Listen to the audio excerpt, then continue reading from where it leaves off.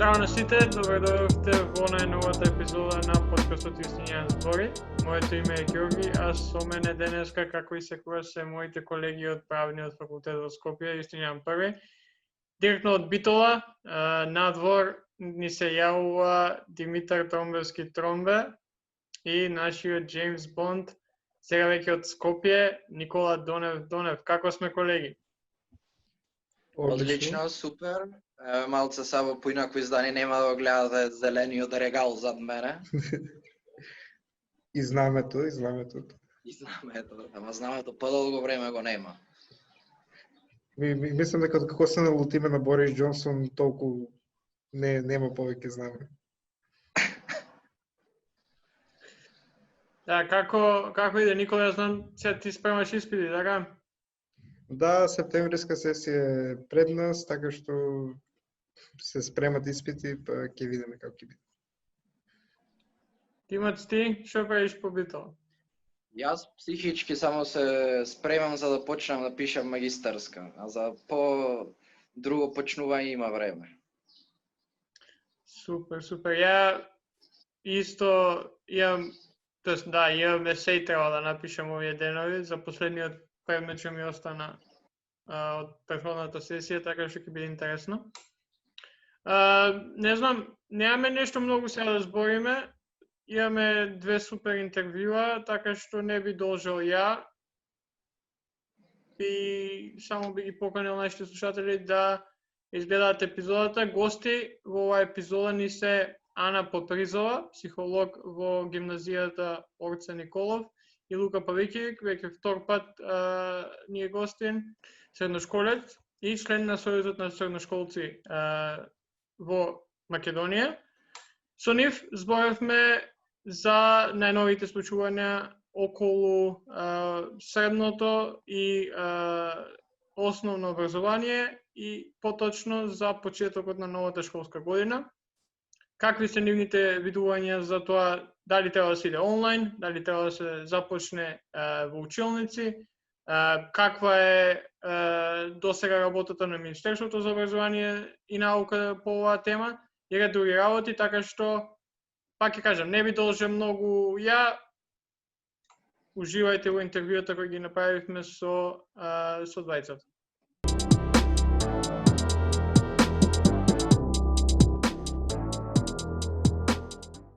Добро дојдовте назад во Истинјан збори по подкастот, каде што денес, иако го немаме Ѓорги со неговата прекрасна најава, сепак ќе се обидеме некако да ја манифестираме таа најава.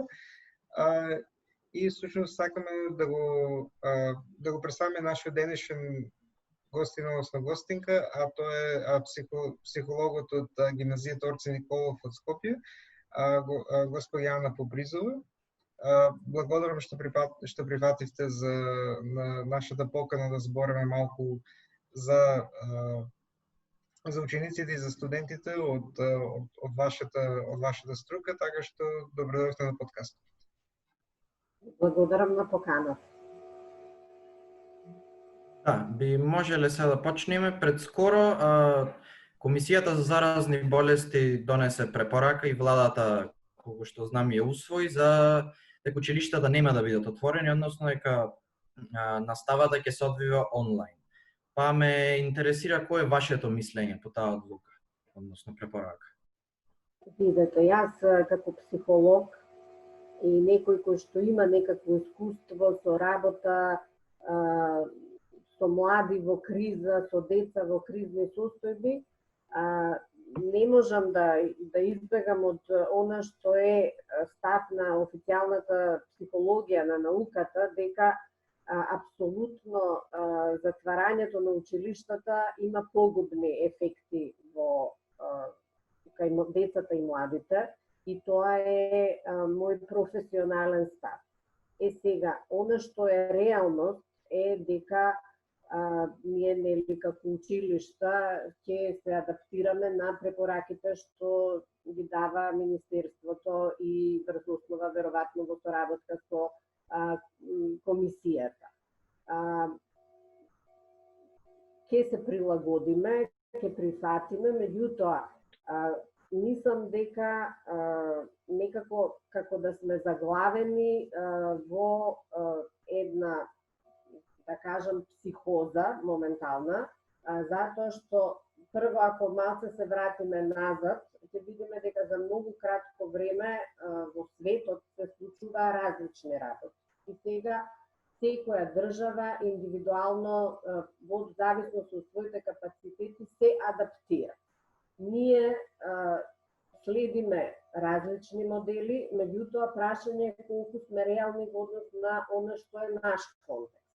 Значи, високо развиените земји се со една стратегија, предпоставувам, секоја земја развива своји модели, но мислам дека моделот што моментално го одбравме ние е модел на линија на помал отпор, односно сметам дека барем треба да се размислува во насока на во ред сега тргнуваме од затварање, меѓутоа ајде да одиме чекор по чекор кон отварање. Затоа што верувајте, значи многу поголеми ќе бидат последиците од затварањето на училиштата, отколку да ние сукцесивно или оној модел што јас и друг пат, не само јас, него некои мои колеги го предлага, значи да секое училиште во зависност од средината, од капацитетите, си направи некаква своја стратегија. Она што исто така е загрижувачко, што ние барем во јавноста не видовме анализа на тоа која е возраста, значи, на деца кои што се заболени од COVID, колку има млади тинејџери, средношколци кои што се заболени. Немаме таков тип на анализа за да можеме да заклучуваме. Немаме анализа за наставниот кадар. Значи, дали која е возрастната група, каква е, да кажам, кој е ризикот на наставниците. И некако премногу непознаници и како да решение за сите наши проблеми е во овој момент затварање на училиштата без нудење, барем според мене, на некаква идеја, перспектива, план за отварање. Не се зема во обзир оно што е препорака на, да кажеме, и Светската здравствена организација и УНИЦЕФ, кои што се посветени на прашањата на ментално здравје на децата и на младите. Мислам, спомнавте дека иако дека немало некои поконкретни анализи во однос на колку тоа младите и генерално наставниот кадар се заразени од COVID, мене би било прашање дека колку ние како земја сме спремни во однос на условите и на механизмите да обезбедиме онлайн настава, бидејќи како што спомнавте, различни делови од државата и различни училишта има различни капацитети во однос на тоа. Значи, ако тргнеме од тоа дека денеска 13 август, а школската година започнува за многу кратко време и училиштата се уште немаат прецизна информација што ќе се случува од 1 септември, тогаш можеме да кажеме дека сме неподготвени. Ова прашање некако преминува во политичко прашање, затоа што сега се, министерот изјавува дека не подпишува, мислењето на министерот се разликува со мислењето на комисијата, на представниците на комисијата, не е формирана влада и практично ние како образовен систем кој што опфаќа над 30.000 наставници, 32.000 ученици, сме ставени во заложништво на некој начин, чекајки да се решат и да се донесат некакви протоколи, односно да ни се дадат насоки. Што делува прилично несериозно, затоа што се имаше можност до сега да се разработат различни сценарија, да се направат состаноци, да се дадат некакви насоки. И што ќе се случува од септември, практично ние сега се уште предпоставуваме, а и ние како училишта сме масивни системи, че треба наставниците да се информираат, треба да се работи со нив, треба да се подготвиме, без разлика дали ќе се оди онлайн или со физичко присуство. Значи, оваа неизвестност не е добра за никого, истовремено расне анксиозноста кај родителите. Значи, имате многу родители, не знам, по социјалните мрежи, петиции се пишуваат, затоа што не се излезе со некаква насока, не се излезе во јавноста да се дадат насоки и на родителите. И тие се во неизвестност и секој со своите стравови ги активираат. Ние баш ка што слободно можам да кажам живееме во држава каде што половина население негира постоење на вирус. Да не речам грубо, меѓутоа над 50% средношколци и студенти беа по Охридските, Дојранските, Преспанските плажи или секојдневно ги гледаме во дворовите на училиштата, по ливадите, кај што бидејќи нели е ограничен пристапот во другите средини, по кафичи, нема дискотеки и тоа е нешто што сега еве да ги повикам и родителите малку на одговорност да работат со своите деца, што значи почитување на мерки, што значи почитување на дистанцираност и така натаму. Значи многу лесно некако влегуваме одново и одново во тој круг на пинг-понг психологија би ја нарекла, каде што сега родителите ја префрлаат топката на МОН и на училиштата, училиштата на родителите и во сето тоа, на крај,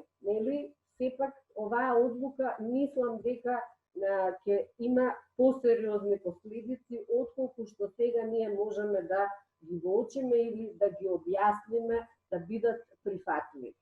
А родителите, не знаејќи што да прават со своите стравови и со својата анксиозност, сега тој страв го проектираат на училиштата и на наставниците и се сведе тоа во една хајка дека, нели, ако во училиште се тргне, тоа трајно ќе ги уништи децата, ќе ги заболи и така натаму. Значи, ние исто не направивме анализа колку се во нашите семејства вклучени бабите и дедовците, кои што се поризична група, колку тие деца ќе бидат изложени, па после тој вирус може да се пренеси и така натаму. Значи, мислам дека се оди на ад-хок решенија, колку да, еве, нешто се каже да оваа неизвестност се реши.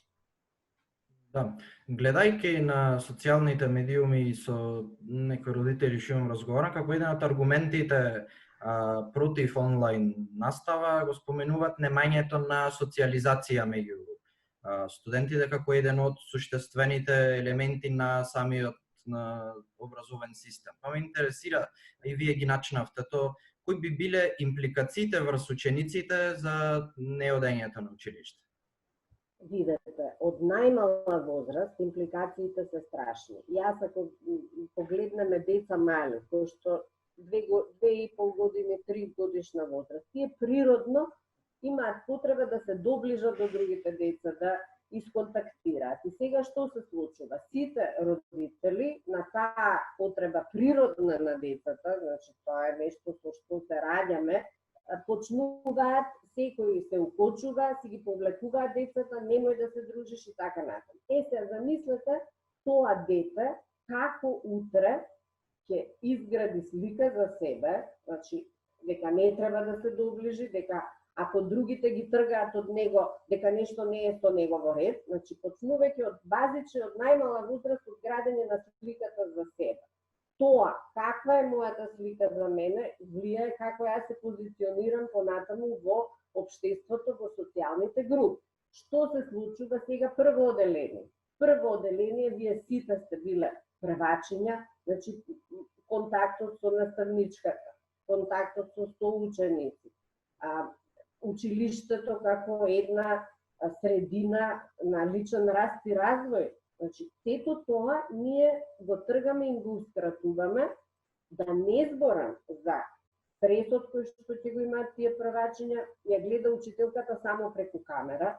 Еве сега имаат идеја нели да до трето оделение има физичко присуство, ама се е тоа ради овие причини, затоа што социјализацијата е неизоставен дел од нашето здравје, психофизичко, значи здравјето како една целина. Емоционалните проблеми сигурно ќе го проследат ова. Значи, ние зошто средношколците имаат потреба, зошто тинеџерите да бидат во група? Затоа што учеството во група кај нив предизвикува лачење на хормони, кои што ги доживуваат како гратификација, како награда, како задоволство. И, значи, тоа почнуваме од биолошката страна. После се социјалните вештини. Значи, како ќе ги усвоиме социјалните вештини, ако сум цело време згрчен, под маска, како можам да прочитам каква е емоцијата на другиот, за да бидам емпатичен, ако му ги гледам само очите и покриено лицето. Значи, тие се некои, како да ви кажам, суштински, базични концепти кои што нас не градат како личност. Понатаму, осаменоста, децата кои што се на помала возраст немаат ни можност да се вклучат толку на социјални мрежи. Осаменоста доведува до досада. Досадата не води до различни облици понатаму на ризично однесување, и алкохолизам, и наркоманија, и така натаму, затоа што преголема изолацијата, преголема е се намалува недостатокот од дразби, и психички, и социјални, и ние, значи, посегаме по различни средства за стимулација, да кажем. Мотивот за постигнување. Значи, ние со ваков избор како држава и така сме назад, значи, ние сами сега на некој начин оној момент што би бил дека одиме напред преку образовниот систем, дека нашите деца се образуваат, градат вештини, ставови, знаења, ние тој дел и текако го затвараме и уште повеќе се пикаме на, да кажам, во задните редови на Европа. Значи, сами сега бираме да го направиме тоа. Јас сум реална, прифатам реалноста, сваќам нели каква е состојбата, меѓутоа ајде, ако септември биде онлайн, тогаш ајде да работиме на тоа да во октомври почне барем во оние општини каде што нема многу ученици, каде што нема многу зараза, да се почне во живо, да се види секој училиште има своја специфика и по број на ученици, и по локација, и по технички услови, и по наставен кадар. Значи, да направиме некакви мали акцијски планови за секој училиште, за секоја општина. Вака ние ги креваме раците и викаме ќе одиме онлайн, со тоа што онлайн е сосема нели едно ново прашање, тотално несовршено, каде што исто ние да кажеме да сме спремни за онлайн, па да тргневме и онлайн спремни. Ние сега ни за онлайн не сме спремни. Да, сега баш само за тоа кажувавте за спремноста за онлайн. Претходно при крајот на учебната година, како во основното, средното, така и кај нас во високото, имаше онлайн настава. И се ме интересира ваше мислење за како бил тој процес и како ќе биде тој процес, односно дали има некои соодветни услови, механизми за да се одвива тој процес нормално. Значи, како беше кој како ќе се снајде во однос на училиштата. Се дадоа некои општи препораки и секој училиште развиваше своји начини како тоа да функционира и од друга страна секој наставник во зависност од своите капацитети реализираше онлайн настава. Тоа од една страна се сведе на 2 мејла пратени кон учениците во текот на тие 3 месеци колку беа. Од друга страна имаше колеги, наставници кои што навистина беа креативни, мотивирани, кои што ги поместија границите, слободно можам да кажам, на тоа што значи онлайн настава, значи брзо се адаптира и така натаму. Она што ние направивме истражување еве во нашето училиште и се консултиравме со колегите од други училишта, значи многу наставници се обучува преку туторијали, им помага домашните децата дома и се имаше наставници кои што не можат тоа да го направат и тука ние треба сме реални дека значи ја може да имам и најсовремена техника, меѓутоа треба да имам и вештини да раководам со таа техника.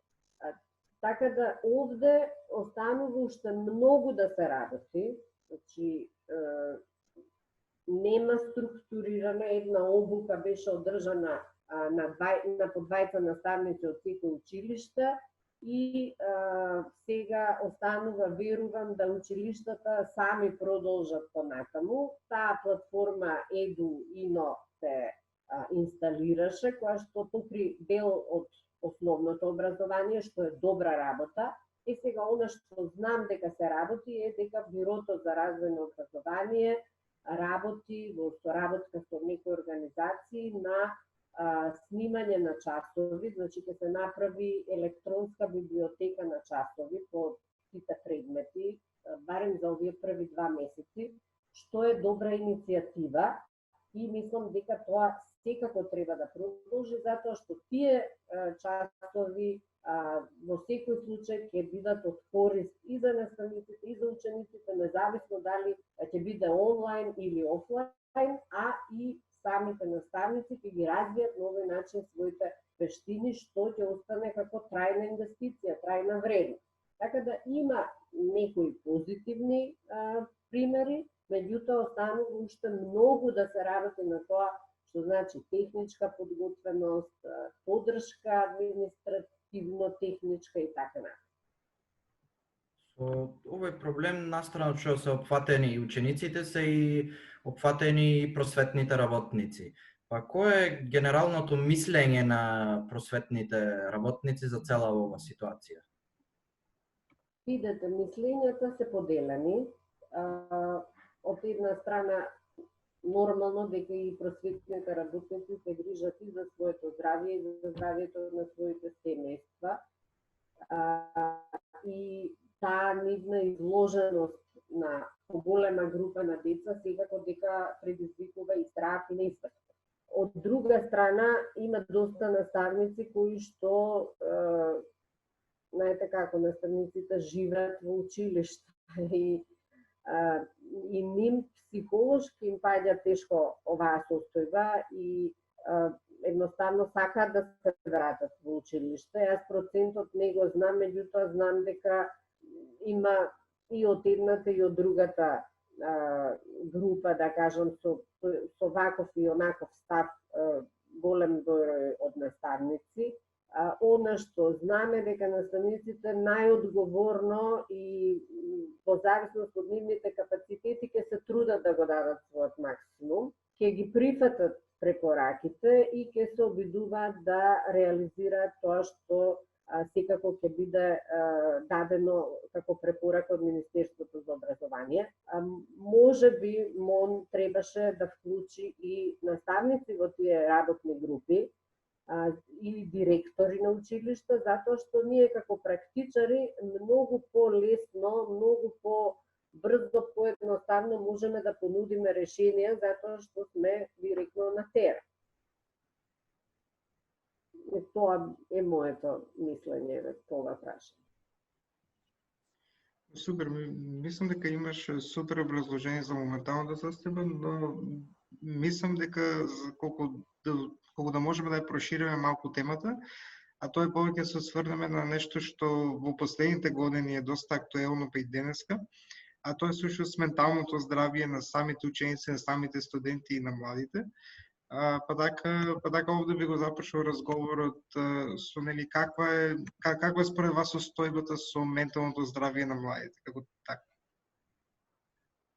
Видете, сега во овој момент, значи прилично е неблагодарно да се зборувам нели за некаква посериозна научна анализа, Она што јас го направив со група на мои колеги е да направивме неколку фокус групи со ученици од основно и од средно образование и разговаравме за тоа како нивниот живот се смени кога со короната и како преживуваат во овие услови на изолација. Учениците беа од 6-то, 9-то оделение и прва година на македонски и на албански наставен јазик, значи така да имавме прилика, имавме можност да ги слушнеме најдиректно децата, беа фокус групи организирани преку Zoom и право да ви кажам, едно од моите најинтересни искуства врзани со корона, значи имавме по 2-3 средби и кој е впечатокот?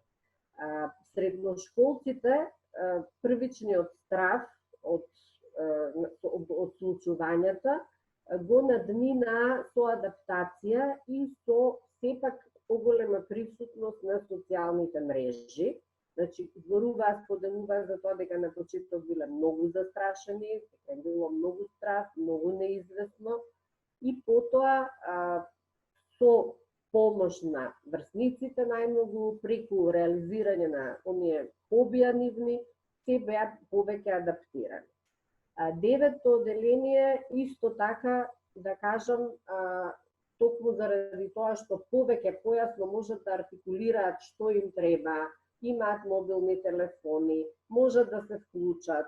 Значи, беа во некоја, да кажам, подобра состојба. Оно што најзагрижувачки ние го забележавме беа децата од 6-то оделение, затоа што тие се уште не можат јасно да артикулираат која има потребата, дека им фалат другарите, не знаат како да побараат, се уште немаат многу мобилни телефони, не можат да се поврзат, им фалат другарите, а не можат да ги побараат. Не знаат како и не знаат како на родителите тоа да им го кажат, и кај нив стравовите поврзани со болест, со смрт, собствена или на нивните родители беа најизразени. Значи, тоа е сега, ако зборуваме за една слика поврзана со корона. Оно што генерално се однесува на менталното здравје на популацијава наша е дека последните десетина години кај нас општо се влошува состојбата со менталното здравје и тоа го покажуваат различни.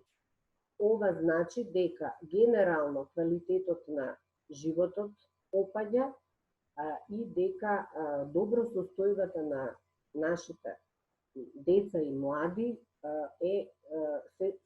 има тренд на или стагнира или се влошува состојба.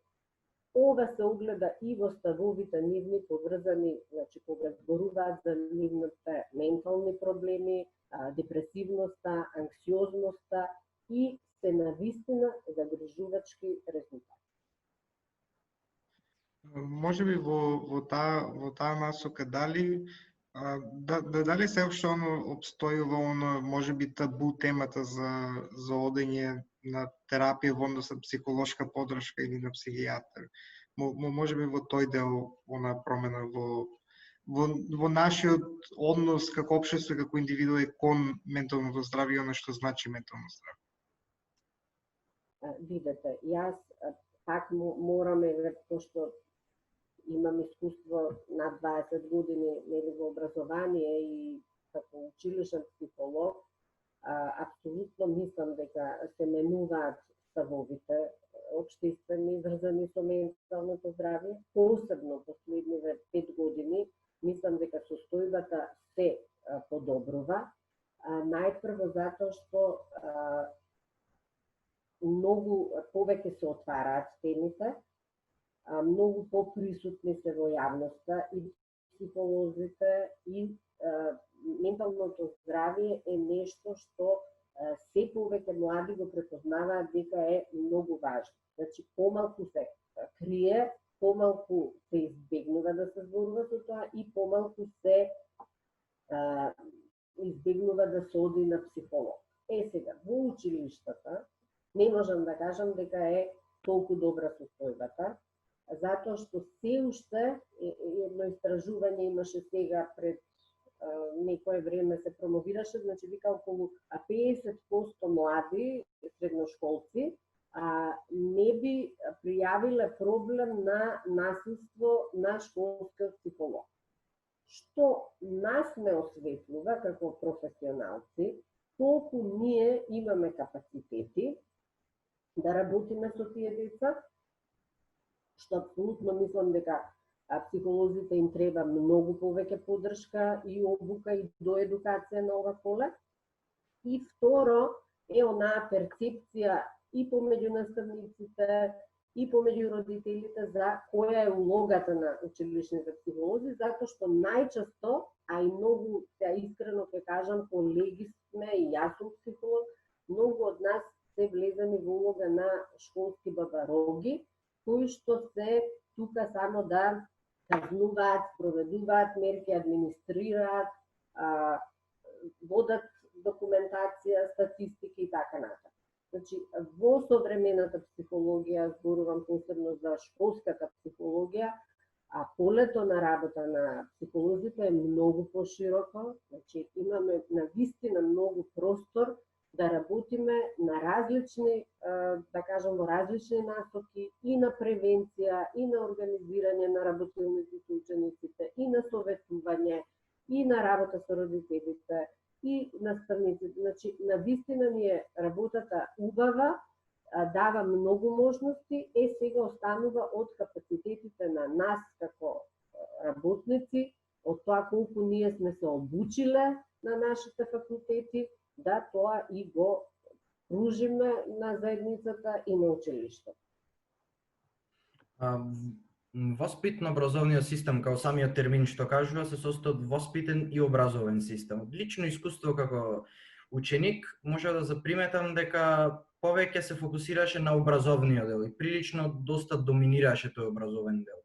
Што мислите, дали е тоа така и доколку е, како би можел тој воспитен елемент да се рехабилитира на некој начин во системот?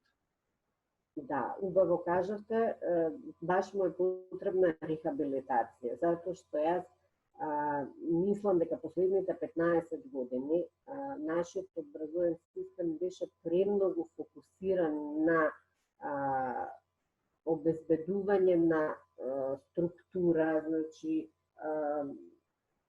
методологијата да се применува, програмите да се реализираат, да се помине материјалот. Наставниците имаат се уште се натрупани наставните програми и наставниците се под постојан притисок дека мора да реализираат наставата и се под постојан притисок дека мора да ја предадат лекција. И ако цело време башка системот беше премногу рестриктивен, значи постојано имаше инспекции, постојано имаше казни се донесуваа во глоби ако не се реализира и така натаму, и тоа направи една клима да наставниците го занемарат воспитниот дел и да премногу се фокусираат на наставните содржини и на нивната реализација. Што резултира со генерален, значи, сега веќе и проблем, младите наставници, не можам да генерализирам, меѓутоа многу малку наставниците веќе веруваат во нивната можност да воспитно влијаат врз сега. Тоа ако зборуваме пошироко, значи општествениот контекст го придонесе, затоа што наставниците последните 15 години беа шиканирани, омаловажувани, значи деградирани по сите основи, и морално, и материјално, и тоа, значи, во генералниот пат на вредности општествени и генералната промена на вредности доведе до тоа да наставниците не веруваат самите дека можат да бидат модели и да воспитуваат. И тоа е нешто што дефинитивно мора да се менува, затоа што современата психологија и педагогија се повеќе зборува за воспитување на карактер во училиштата, за развивање на меки социјални вештини. Значи, сосема се менуваат образовните парадигми во современите образовни системи, додека ние се уште се бавиме со дали се реализирала наставната програма или не. Значи, треба на факултетите кои што работат на подготовка на наставниците да работат по насока на тоа која е работата на наставниците. Пола наставници немаат идеја дека нивната работа е воспитна. Пола мислат дека е битно да ги предадат лекциите, дека они предаваат физика или хемија, и дека воопшто не треба да се бават со проблемите, со здравието на учениците. Значи, ние тотално, англичаните зборуваат, имаат цели школи за образование на карактер.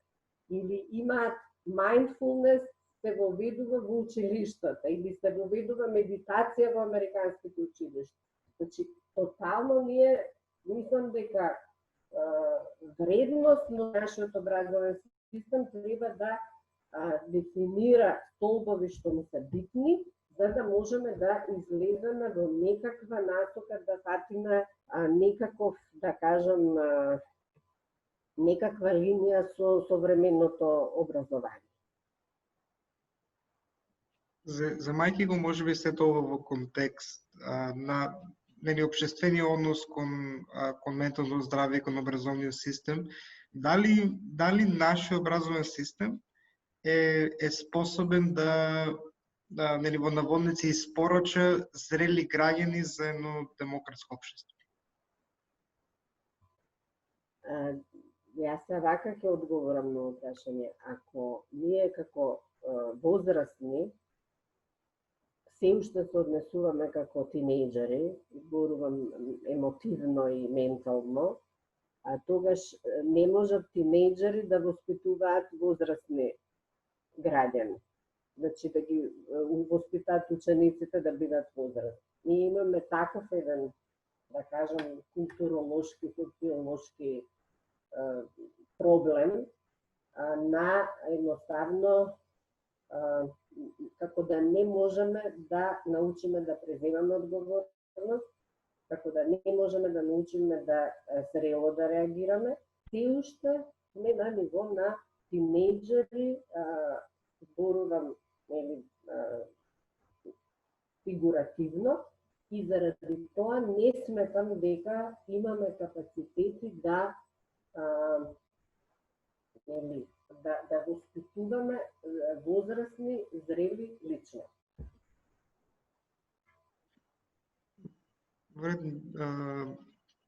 Ви благодарам многу на разговорот. Обично со другите гости, секогаш кога ги завршуваме овие интервјуи, често бараме препорака што да се прави во текот на оваа криза, така што бидејќи вие сте психолог, покрај доколку имате предлог за некој филм или книга или било некоја активност, што би вие препорачале за одржување на едно балансирано и здраво ментално здравје?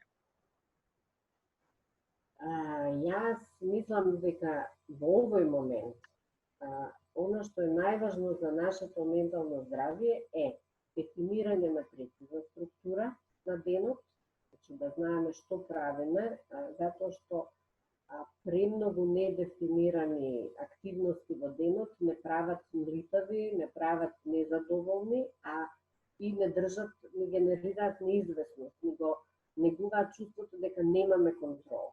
А сега е прашање, со овие застрашувања врзани со нашето здравје и живот, некако како да контролата ја немаме. И заради тоа е многу битно да имаме прецизен сет на активности што ќе правиме.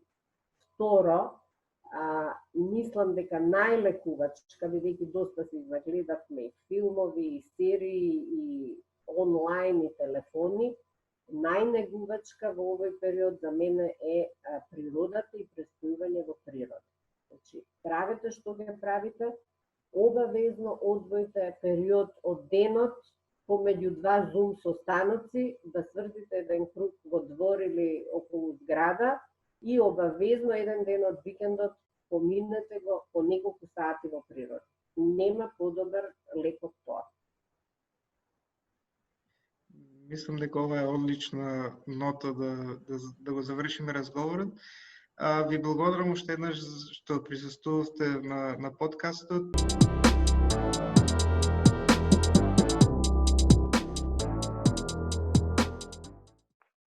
Здраво на сите, добро дојдовте назад во најновата епизода на подкастот Истинен збори. Денеска гостен повторно ќе ни биде Лука Павликиевиќ. Веќе по втор пат. Лука е средношколец и член на Средношколската унија тоест Средношколскиот сојуз на Северна Македонија. Добре дојде, Лука, и како си? Здраво, Ѓорги, супер сум. Да. Оваа епизода решивме да ја посветиме на образованието во државата, поточно тоа кое се однесува на средно, па и основно. И затоа сакавме со тебе да позборуваме и да зборевме пред да почне со снимање. Доста е конфузно, ние кои не сме веќе дел од тој образовен процес, туку сме на некое повисоко ниво на факултет. Малце е потешко да се следи, а доста е важно за државата. Па еве, сега снимаме петок, 19 и 12 часот. Ова епизода ќе излезе во недела, може 300 работи да се десат, ама as of right now. Може да ни објасниш што се случува? Да, дефинитивно ситуацијата е многу конфузна. Цело време медиумите и порталите излегуваат со различни наслови, со различни предлози, различни модели, но ситуацијата е конфузна поради повеќе причини, поради неспособноста на Министерството за образование и наука, но и поради самата комплицираност на целиот овој материјал и тежината на одлуката што треба да се донесе. Денеска, 14 март, 14 август, на неколку недели пред почетокот на школската година, МОН после многу време излезе со некој свој дефинитивен предлог и именно заменичката министерка за образование и наука Елизабета Наумовска во интервју за Мета ги даде следниве предлози. Часот во основно образование се скрати од 40 на 30 и во средно од 45 на 35 минути. Децата од прво до трето оделение додат во училиште физички, додека останатите деца да следат наставата онлайн. Доколку во различни средини во Северна Македонија се создаваат услови за физичка настава или пак немаат услови за онлайн настава, тогаш учениците од тие средини да ја посетуваат наставата физички, нема да имат топол оброк во училиштата, туку учениците тој облак ќе го носат од дома, или пак тој што го обезбедува оброкот од државата ќе им го дава спакувано. МОН исто така предлага да се одржи и големиот одмор. Доколку се случи пак да има онлайн настава, нема да се користи унифицирана платформа за истата, а наставниците ќе одат на работа физички во училиштата и од учениците ќе предаваат онлайн на своите ученици. Исто така се предлага учебната година да започне на 15 септември, а да заврши на 20 јуни. И најважно од се, за да се скрати училишниот час и да се одреди новиот почеток и крај на школската година, треба да има промена на законот за основно и законот за средно образование. И ова говори за тоа дека навистина МОН ја избегна својата шанса, бидејќи они имаа веќе од мато кога се затворија училиштата време да размислуваат што по првиот бран на пандемијата, што ќе се случи, дали ќе се продолжи онлайн наставата, имаат доволно време да работат, да ја подадат онлайн наставата, имаат доволно време да направат план за физичка или комбинирана настава, но они тоа не го направија. Дополнително изборите и формирањето на влада го отежни и одолговлече целиот овој процес и за да може овој предлог на МОН да биде усвоен, ќе треба да собранието да стане функционално и да може да донесе измени на законите за основно и за средно образование. Да, ова е предлогот на МОН. Сега, ако сакаш на кратко ќе кажам за Сојузот на средношколци и за што ние работиме, бидејќи мислам дека е многу важно за ситуацијата. Значи, Сојузот на средношколци е единствено представничко тело на средношколците во нашата земја работиме во сите 8 плански региони, во 17 градови, го представуваме гласот на средношколците и главни активности ни се напредување на нивните права и реформа за образовниот систем во Северна Македонија, тоест да стане поквалитетен и да ги следи европските рамки. Најважно од се за конкретнава ситуација, ние веќе од јуни работиме на нашата идеја за како може да се продолжи образовниот процес и според нашите планови и истражувања решивме да се залагаме за комбиниран пристап у наставата. И тука сите светски експерти и валидни организации зборуваат за три главни модели. Физички модел, односно ајде ќе го наречам нормален, како и претходно. Сите ученици се доаѓаат физички на настава. Вториот модел е онлайн наставата, што ја доживеавме од март до јуни, а третиот модел пак е комбинираниот пристап, односно blended learning, каде што дел од учениците се ја следат наставата физички во училишта, дел од учениците ја следат наставата онлайн. Добро, околу ова баш сакам да позборуваме, пошто кога кажувате комбиниран, што поточно тоа значи? Комбинираниот пристап на наставата сушност ќе според нас е најдоброто решение за образовниот систем во Северна Македонија поради три клучни причини. Пред мора да го заштитиме здравјето на средношколците и на наставниците, да не дојдат они во опасна ситуација поради коронавирусот. Втора работа да го задржиме квалитетот на нашите образовни институции, кои онака во нормални времења беше мал, а да не зборуваме сега. Тој квалитет каков таков мора да го задржиме и третото да не предизвикаме некои пошироки и погубни импликации врз поширокото општество. Комбинираниот пристап на настава всушност ќе подразбира. Во македонските училишта повеќето од нив веќе функционираат по систем на смени. Имаме прва смена и втора смена. Се извинувам, предпладневна и попладневна, значи прва и четврта година да кажем одат прва смена, втора и трета одат втора смена. Тоа веќе училиштето го дели 50-50. Комбинираниот пристап ќе ги земе тие поголеми паралелки од по 20 по 30 ученици и ќе ги подели на пола. Половина од нив ќе следат настава физички, другата половина ќе следат онлайн. Или може да се менуваат на дневна основа, пошто се менуваат во Србија, или во некои приватни институции, или може да се менуваат на неделна основа. Една недела да оди една група, друга недела да оди друга група. И со овој комбиниран метод, во било кое време во училиштето би имало само 25% од учениците. Не би имало ништо повеќе и тоа ќе обезбеди сигурност за учениците од тој аспект. Исто така да не забораваме дека наталитетот опаѓа, имаме се помал и помал број на ученици на училиштата во Северна Македонија. Например, се сеќавам, кај мајка ми во паралелка биле 45 ученици. И од толку мала ученици комбиниран метод не можеш да оствариш. Но имаме училишта во Македонија што има паралелки по 20, по 25, по 16 ученици, подели ги на пола, 8, 10, 12 деца, реално може да следат настава преку и физички и онлайн. Исто така, нашиот став не е изолиран, напротив, за комбинирана настава се залага ЮНИЦЕФ и на глобално ниво и на нивото во Северна Македонија, така што и најголемите експерти и Фондот на Обединетите нации за децата се залага за овој пристап кон образованието. Може би прашање во однос на комбинираниот систем, дали дали таков комбиниран систем би се спровел на начин кој што би бил ефективен кај нас, односно дали ги имаме ние механизмите и условите за истовремено некако одржување и на онлайн и на физички часови, со оглед тоа нели да нема импликации врз, не знам, професорите да треба да одржуваат два пати иста два пати ист час за две групи од истиот клас.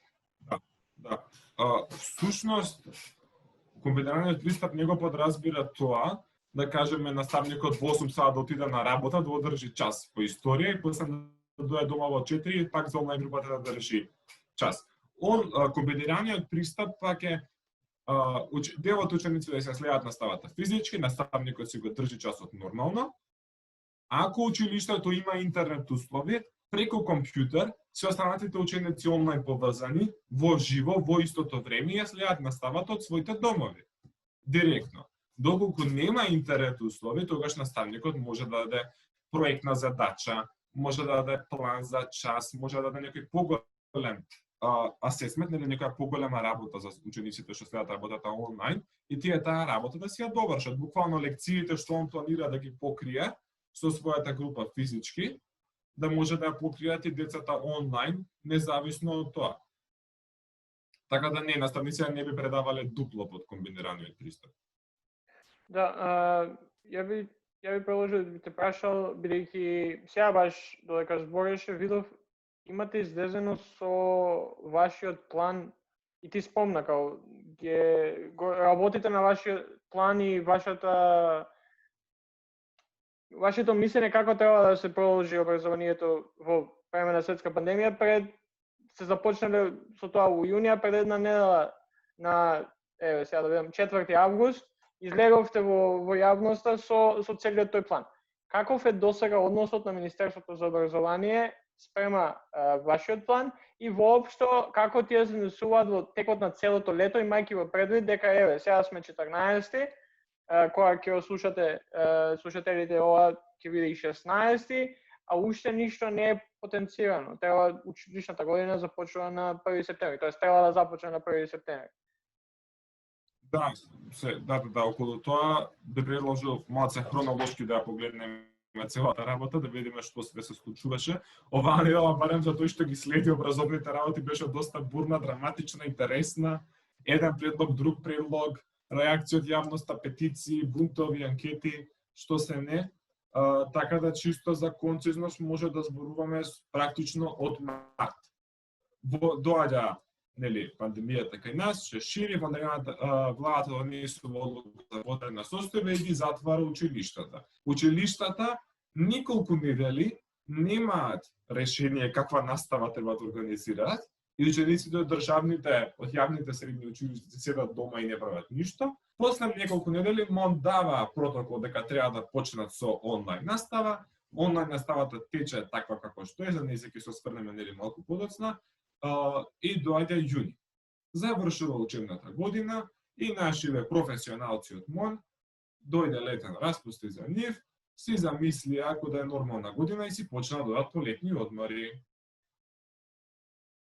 Бюрото за развој на образование даде некаква предлог мерка за унифицирана дигитална платформа, министерот Адемија промовираше, таа ќе почне да работи од 2023, може и вакцина ќе имаме до тогаш. Не знам, се спремаат за нешто. Може ќе се врати. Не само една вакцина. Не само една вакцина до тоаш. Не. Да. Па добро се може ебола, зика, нешто ќе се врати и кај нас ќе дојде. Спремни се луѓето, битно во 2023 ќе имаме таа дигитална платформа. Значи МОН таков пристап си замина, дојдоа изборите, си почна изборната кампања, па нели тие луѓе треба да дојдат по митинзи, да носат значки, да гласаат, завршија изборите, отиде еден пратеник на одмор до Илинден малку накаде да се релаксира и така. МОН веќе дојде август, свестија дека треба да се враќаат учениците у школа и веќе 2 недели си играат играчки со јавноста, менуваат ставови, требаше баш се спремав за ова гостување, чисто мора, вие сте барем сериозен подкаст и треба да зборуваме со аргументи, да зборуваме за политики и за предлози, а да не зборуваме за смешни приказни како што имаме во Македонија, па така што цело време ја следам ситуацијата. Од понеделник ја чекам таа средба, па вика денеска нема се останаме, ќе се гледаме во вторник. Па вторник ја откажаа за среда, па од среда ја откажаа четврток, па ја откажаа за петок. Така што ја конечно излегува со нешто, но шала на страна, најважната работа е тоа што МОН немаше апсолутно никаков план за отварање на училиштата. Направија нешто во последен момент уплашени, при тоа не следејќи рамката од УНИЦЕФ. Ако сакате можам таа да ја споделам да ја видат читателите. тоест гледачите,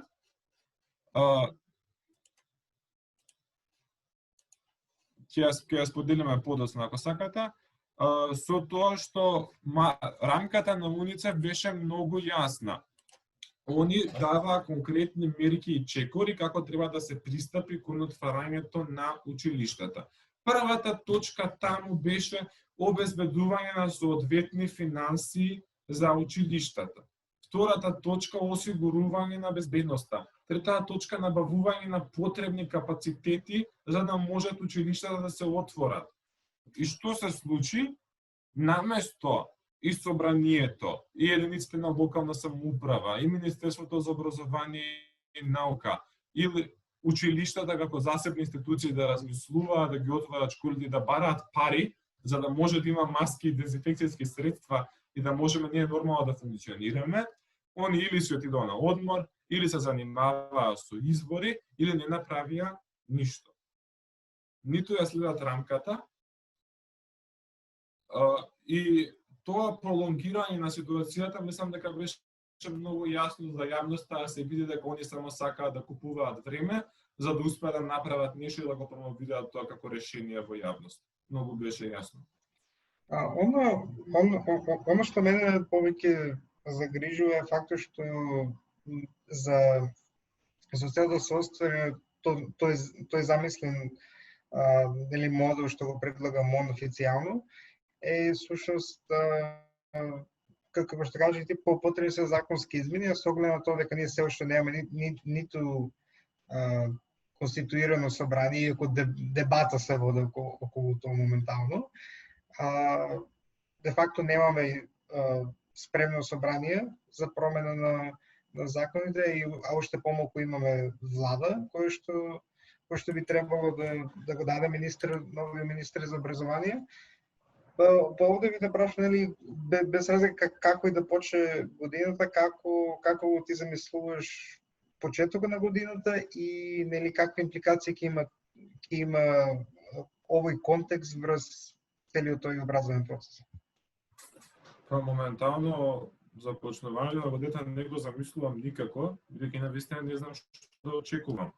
МОН, иако они се нели главните одговорни за овој настани, за се што се случи, сепак мислам дека не треба они да го сносат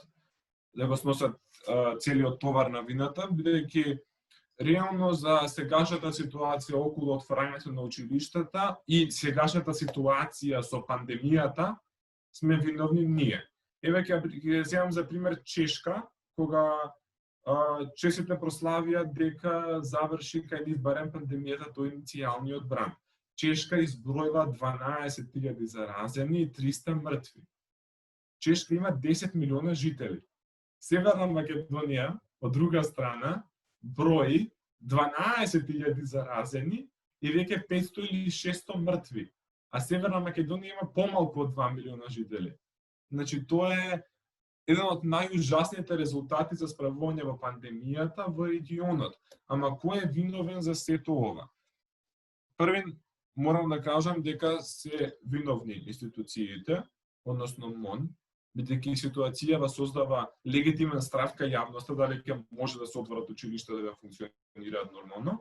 Второ, виновни се родителите, бидејќи еве сега буваат и преку петиции, преку јавни групи, се борат само за онлайн настава, велики дека нивните деца се нивна светиња, а сите од март додека траја нели рестриктивните мерки, гледавме цело време како млади луѓе прават прослави на балкони, гледавме како млади луѓе се собираат по вили на водно и се забавуваат, гледавме у Охрид како сите журкаат и фрлаат столици, видовме макар човек и да излезе по својата малска улица, ќе види дека има група од мали дечиња што трчаат со топка или си играат нешто, ниту една не носи маска, сите се блиску, сите си играат, така што и онлайн наставата, како таква од март до јуни и сегашнава ситуација за време на летото не покажа дека граѓаните, а за жалост децата се нешто посебно одговорни околу својата заштита. Истото можам да го кажам и за средношколците, мислам. Гледавме еве сега дека 80% од нив заминаа на одмор за Охрид. и по социјалните мрежи тоа јавно се пофалија за тоа, ги прикажаа трофеите и себе таков начин, така што одморот и плажата се ставија пред образованието. Да, Лука, сам малце да позбораваме, односно ми кажеш твој став и став на студентите воопшто, какви се искуствата во однос на онлайн наставата? Знаем, имаше претходно, од март до јуни, ако не се жалам, имавме ние на факултетите, имавте и вие. Како мислиш дека поминато целата дешавка и како допрва ќе биде? Убаво прашање, до сега можеби цело време правев апел кон common sense и нели лични примери, искуство, секакви такви ствари. Еве чисто не звучам кој републиканец, но со малце емпирија кон сето ова. И конкретно за онлайн наставата, невладина организација за истражување Реактор, у соработка со МОН, со Бюро за развој на образование, со УНИЦЕФ и со британската амбасада во Скопје, спроведе едно доста интересно истражување и направи анкета на наставници, односно на репрезентативен примерок на наставници и на родители. И еве што кажуваат они за онлайн наставата. 77% од наставниците имале тешкотија да контактираат или воопшто не контактирале со еден од учениците или пак со неговите родители. Значи, замислете, има ситуации 77% каде што некои ученици и нивните родители не се ни воопшто контактирани или не креваат телефон за да чујат за онлайн наставата на нивното дете. Исто така, тоа што мене како средношколец и како сојуз за средношколци највише не загрижува е тоа што некои искуства на наставниците се повисоки во средно училиште за разлика во основно. И ја го нарекувам трите 60. 60% од наставниците у средно училиште рекле дека голем дел од учениците не ја сваќале сериозно онлайн наставата. 60% исто така рекле дека дел од учениците не ги следеле задолженијата, че не ја исполнувале работата и биле тешки да се мотивираат. И уште едни 60% викаат дека дел од учениците воопшто не се ни вклучувале на онлайн предавањата, а наставникот не може да ги evidentира како одсутни во часовите. Тоа и се случај во физичко школа, некој не се појавува на час, ама не е evidentиран како одсутен. Ама со наставата се гледа дека имало некако покачување од тој аспект. Други загрижувачки податоци за мене се дека 25% јавиле дека дел од учениците покажале зголемен стрес и анксиозност, на тоа се пожалиле. Половината, тоест повеќе од половината наставници рекле дека немале или технолошки услови или пак доволно обука за да може да реализираат наставата онлайн. Значи 50% најмалку, а повеќе се од тоа, кажуваат дека немаат ни воопшто технолошка опрема и поддршка да реализираат наставата. Во врска со родителите ова беше доста интересно, бидејќи имаме повици за онлайн настава. Сега нешто да разграничиме. Моментално Македонија го следи шведскиот модел. Буквално, имунитет на стадото, нема никакви рестриктивни мерки, работат кафаните, работат рестораните, работат кафулињата, работат плажите, работи се друго. Најголема фама се дигна кога требаше да се отвараат училиштата. Да не забораваме дека ако се отворат училиштата, 60% од родителите рекле дека поради работни обврски не можеле да посветат доволно време на учењето на своето дете во периодот март-јуни. Значи 60%, тоа е огромно мнозинство, 3/5 кажуваат дека не може да се посветат. Исто така, ова студија ги потврдува и нашите некои тези што ги направивме со наши истражувања, направивме фокус група од средношколци и ги прашавме што мислат од онлайн наставата. 56% биле против онлайн тестирање и сметаат дека тие оценки не се меродавни.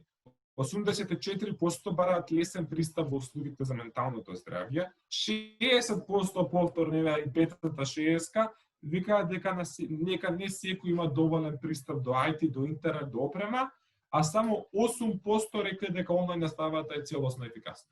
8% approval rating. Исто така,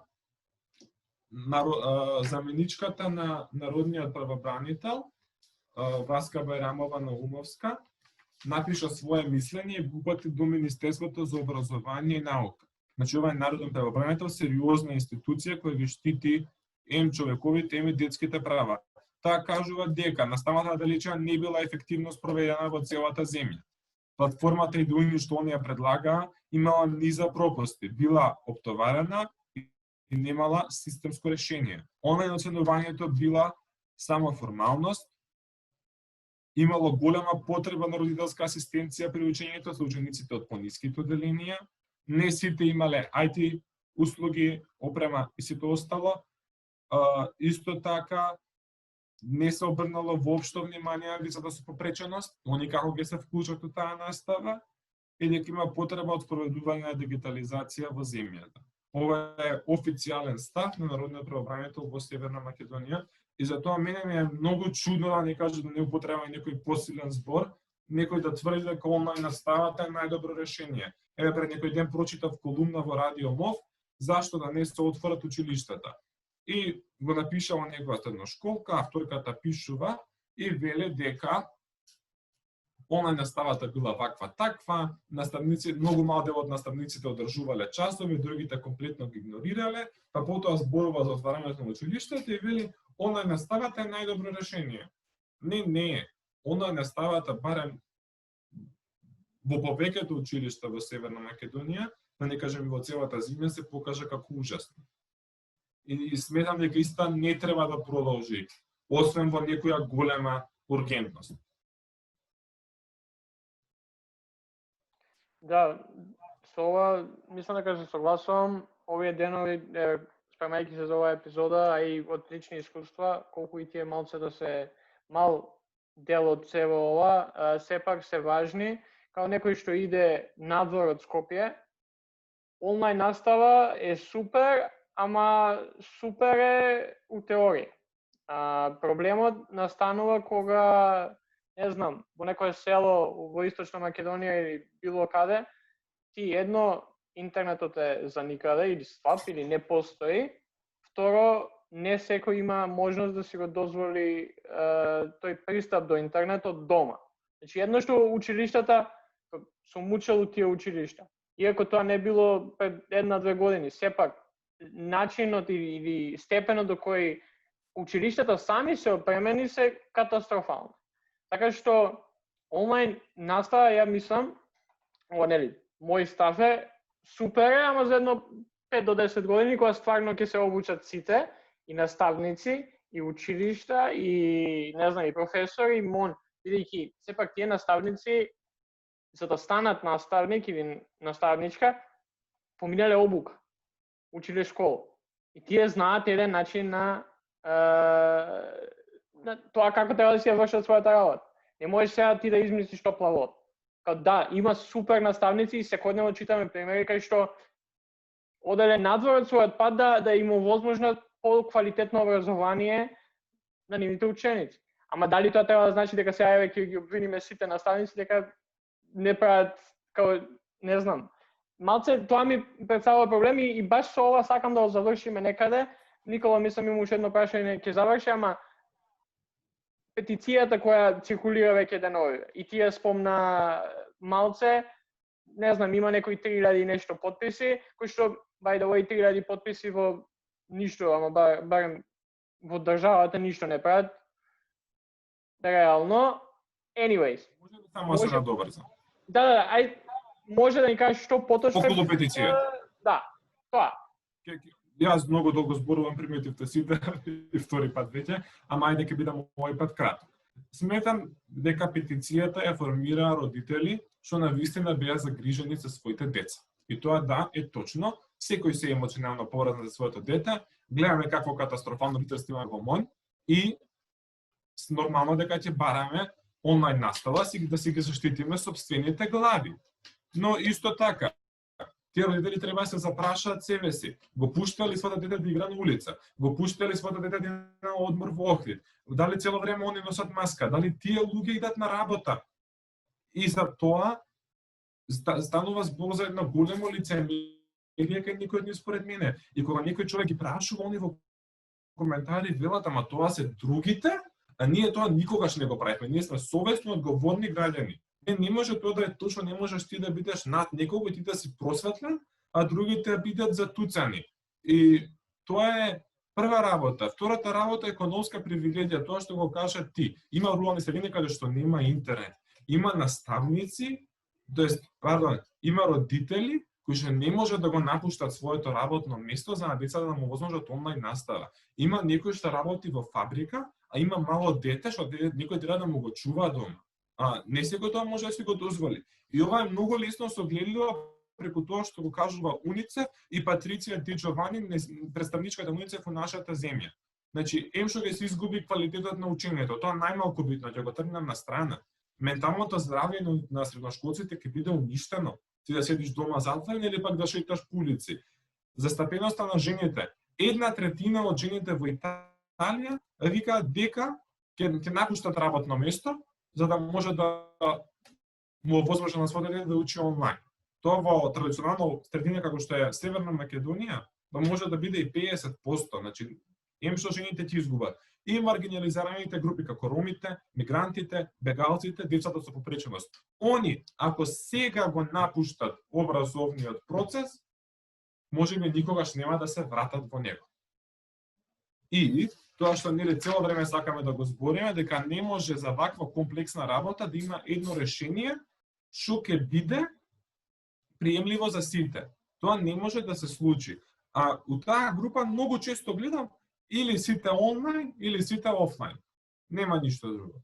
Не може така да се гледа на работите, мора да бидеме малце по-отворени кон различни решенија. И згора на се најсмешното што ми се случува мене е тоа што гледам дека голем број од наставниците, некои лично ги познавам, некои тоа што ме кажуваат други средношколци низ земјава, се напикале низ таа група. И многу често се случува, секако има наставници што совршено си работат својата работа, но знаеме дека има наставници што воопшто не ни работат.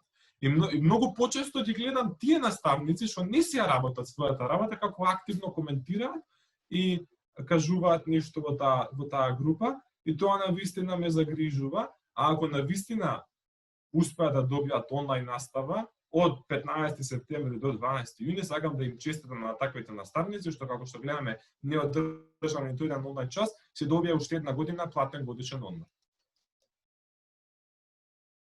И прашањето на Никола.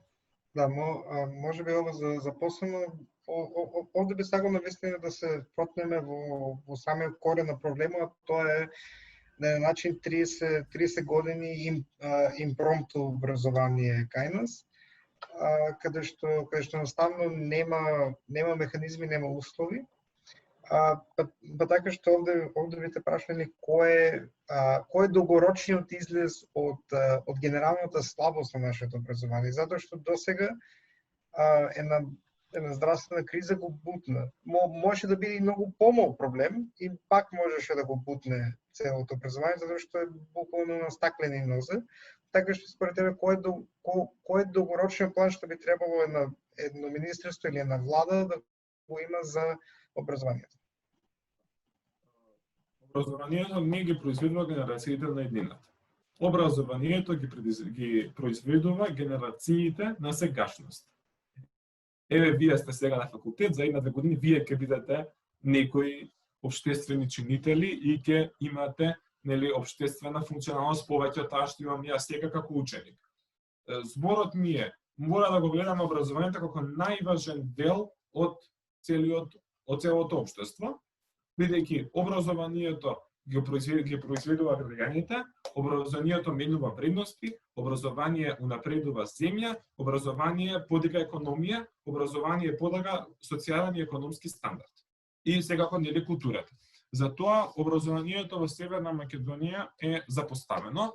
Најсмешното тоа што гледам дека во 2014 имаме поголем дел од БДП-то одвоен за образование, отколку во 2019 и во 2012, значи тој паѓа. Ако сакаме во Европска унија, мора да ги следиме европските просеци. 5% од БДП за образование, финансиски средства. Исто така тоа на моја голема жалост што го приметив е, наставниците знаеме повеќето од нив со образование така нели спартански, они се авторитетот, они се апсолутниот монарх во учениците се нели закрепостените селани. Мора да имаме еднаква застапеност од донесувањето на одлуки. Професори, студенти, наставници, ученици ученици, средношколци, експерти, граѓански организации, институции. На една маса седнати, заедно донесуваат решение. Ние нашите реакции ги пракаме домов, нашите планови ги пракаме домов, не добиваме никаков одговор назад и ни игнорираат. Родителите што уште повеќе ме разочараат, ја пративме нашата реакција на родителите. Ниту еден коментираше, ниту нешто кажа, ниту лајкна, комплетно ја игнорираа. Никој дури не се не усмели да ги праша. Вие тврдите дека знаете што е најдоброто за вашето дете, ама дали го прашувате вие вашето дете оно што сака и како сака да посетува настава? Значи мора да има еднаква застапеност од образованието, преку граѓанско образование, преку училишни заедници, преку Сојуз на средношколци или за студентските представници и најважно од се мора да се зборува за темелна реформа од смисла на трајање на наставен час, до број на предмети, до физичката поставеност, до ригидноста на законот. Реално, дали сметате дека вие е важно се одреди колку минути трае еден час во закон? Тоа може да се направи со правилник. И сега јасно ми е дека е важно прашање, ама некои такви услови не обтоваруваат. Например, има училиште во Ѓорче Петров средно, што има некаде околу 50-60 ученици, а има огромна зграда. Зашто, например, Орце Николов или Никола Карев кои се преполни, својата настава не можат барем за време на ваква пандемија и криза да ја одржува наставата од тие училишни простори. Мора да биде образовниот систем пофлексибилен за секаква криза. И најчесто се споделува оној експеримент што го имаа германците. Нели Германија е федерална држава и секоја поединечна држава си одлучила како ќе го прави образованието. Една држава решила да ги пушти учениците, се заразил наставник и целото училиште 2 недели во карантин. Тоа е нормална работа. Така ќе го заштити здравјето на своите деца. И ако навистина зборуваме за некој таков модел, односно комбиниран, тој треба да биде доста флексибилен. А ако има пандемија, тоест ако има некој заразен во училницата, сите се одиме дома. Така се штити здравјето. Затоа, у таа смисла, мора да станеме пофлексибилни во образование, а не да се плашиме од промени. Тука се согласам, и ако можам да си дозволам да завршам епизодата со тоа дека ова прашање за образованието е исто како и другите прашања со кои се соочуваме, нема нијанси, луѓето не гледат нијанси, детали за кои што треба да се разговара, да се размисли, сите се или на едната или на другата страна и затоа мислам, не е ова и кај нас. Насекаде е така, за било кое прашање, нијансите не постојат, ќе биде или се или ништо и мислам дека тука е најголемиот проблем, после тоа за целото инвестирање во самото образование, ама не и се надеваме, ние ќе следиме ситуацијава, ќе збориме за тоа колку што знаеме, па пак ќе викнеме. Се надеваме дека се ќе помине во најдобар ред, иако не изгледа сега така. Така што ја би ја завршил епизодата тука. Фала ти уште еднаш за гостувањето и следен пат кога ќе ни гостуваш, ќе ни кажуваш за твоето мислење на некои други работи или ти за председателските избори во СОП. Фала ви на сите вас за оваа можност да го представам Сојузот на средношколци и да, тоа е тоа. И ќе ме направите редовен, изгледа. Епа, супер. За нашите слушатели, као и секогаш, последен поздрав со тоа да не идете у кладилници.